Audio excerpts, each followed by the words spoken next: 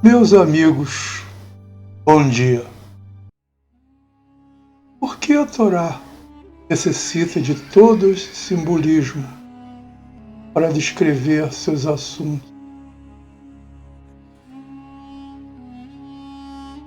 Na verdade, é porque não há outra forma.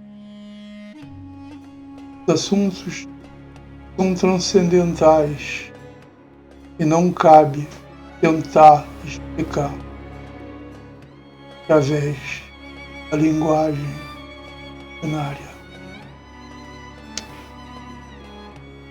Por outras vezes, os assuntos são tão profundos que não existe imagem para fazê-lo.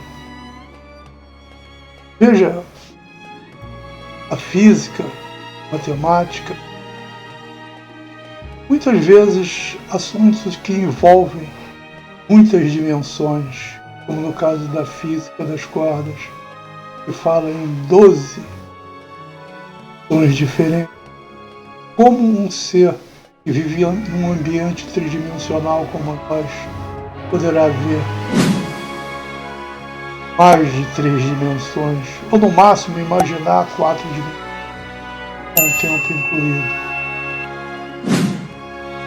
Então, a Torá, para explicar assuntos transcendentais que envolvem espiritualidade, mundo interior, homem, coisas semelhantes, não pode utilizar linguagem ordinária para fazê-lo.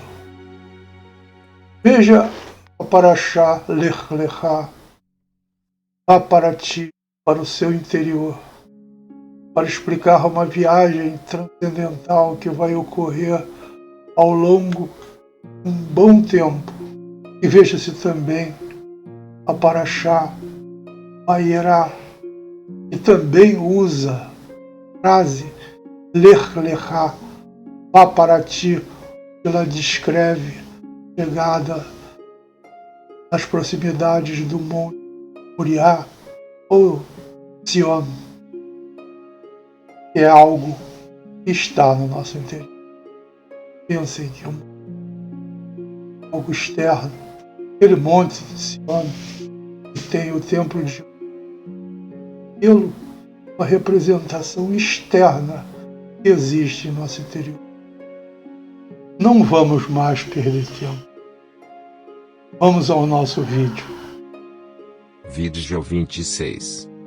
Vamos ao início da história de Yaakov. Rivka, Rebeca, rezou para Deus para ter Yaakov. Isaac rezou para vir Israel em nome de Deus.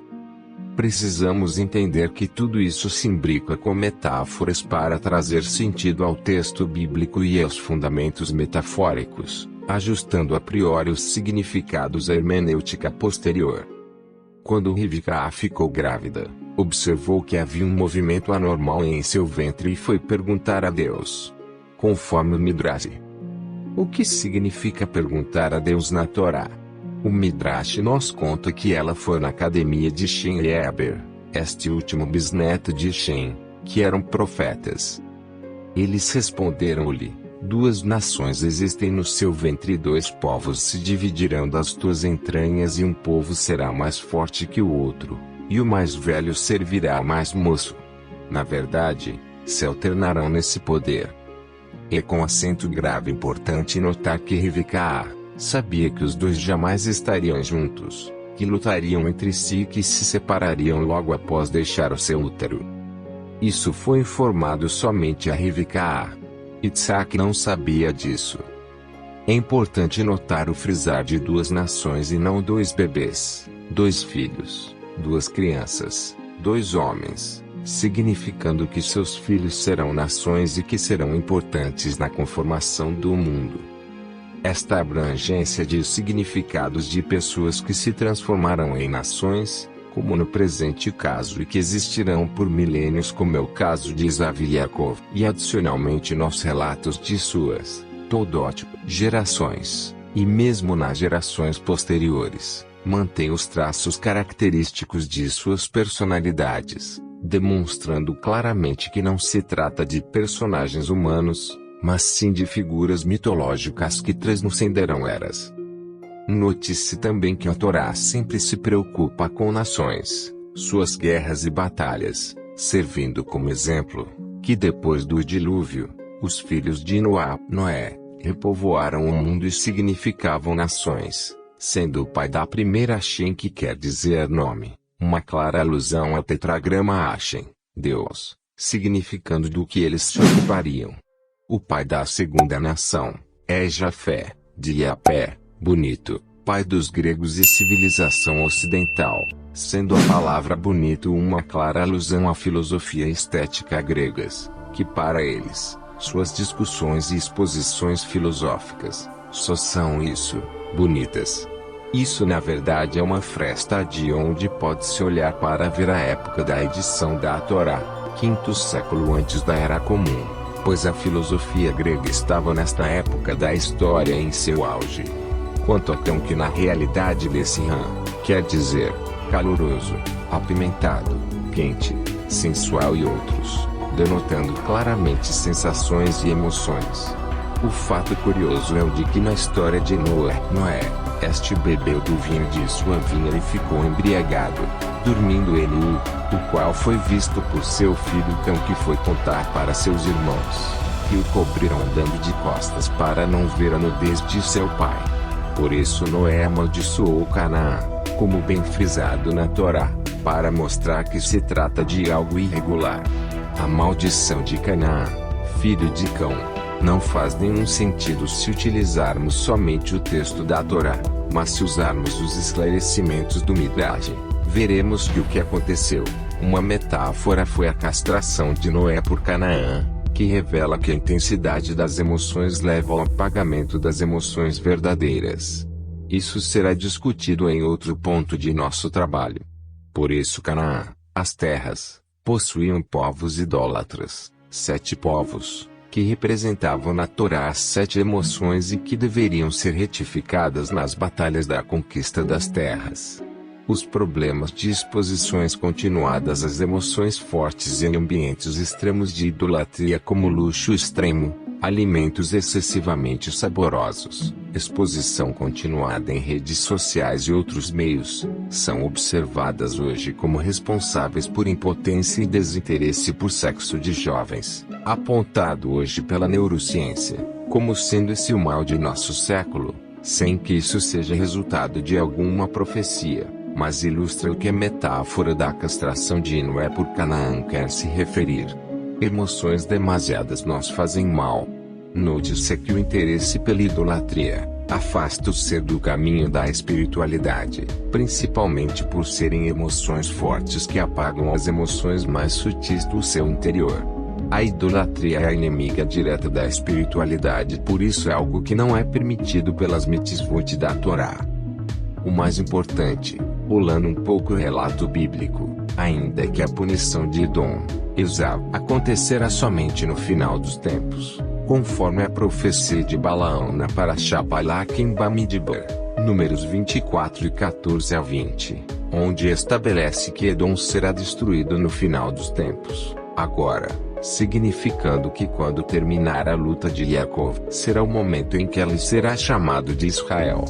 Conforme o relato da luta de Yaakov com o visitante da noite.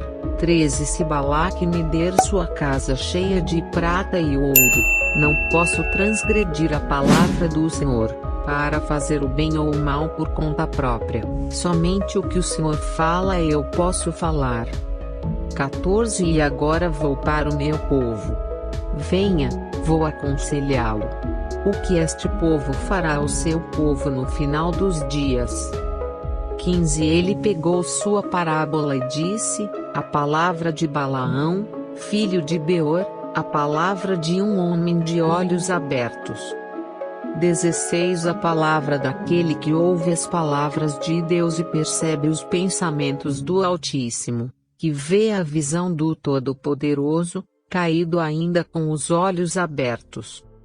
17 Eu o vejo, mas não agora, eu o contemplo, mas não em breve.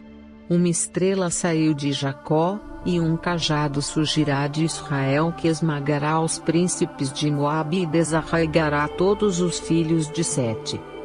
18 Edom será possuído, e Seir se tornará a possessão de seus inimigos, e Israel triunfará. Lembrar que isso é no final da luta de Jacó com o arcanjo de Edom. 19 Um governante sairá de Jacó e destruirá o resto da cidade. 20 Quando ele viu Amaleque, ele pegou sua parábola e disse: Amalequita foi a primeira das nações, e seu destino será a destruição eterna. Isso está no livro de Ester quando o último descendente de Amaleque, Ramã, for destruído. Vejam que esta profecia diz respeito à punição do povo de Edom e podemos ver isso nos dias de hoje quando começam a cair todos eles.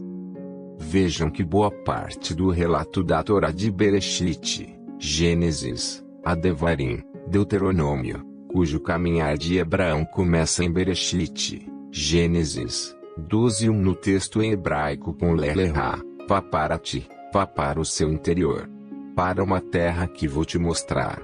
Veja-se que apesar do seu encontro com Melquisedeque em que a sinopse termina, a história continua e nasce Itsaque, Jacó, seus filhos, vão para o Egito, saem de lá, vão para o Monte Sinai, no Matan Torá, entrega da Torá, começando com Lelehá, significa que toda a Torá é na verdade um só relato, na verdade uma só profecia, mas vivido quando contada em nosso interior e não uma viagem pelo mundo objetivo.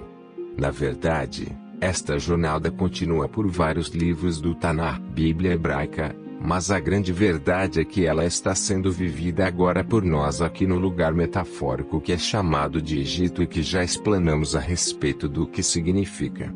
Neste momento, como spoiler, estamos vivendo na primeira, segunda, terceira e quarta praga do Egito. Nos próximos capítulos descreverei quais são. Obrigado por assistir. Continua no próximo vídeo. Shavua Tov, boa semana. Obrigado por assistir. Espero que tenham gostado deste vídeo e tenham absorvido mais um pouco deste assunto. Se gostaram, por favor, deixem um comentário abaixo, compartilhem com seus amigos e ativem o sininho. Se quiserem ver mais conteúdo como este, inscrevam-se no canal para receber atualizações regulares. E não se esqueçam de seguir-nos nas redes sociais para ficarem por dentro de todas as novidades. Mais uma vez, obrigado por assistir. Será dada continuidade a este assunto nos próximos vídeos.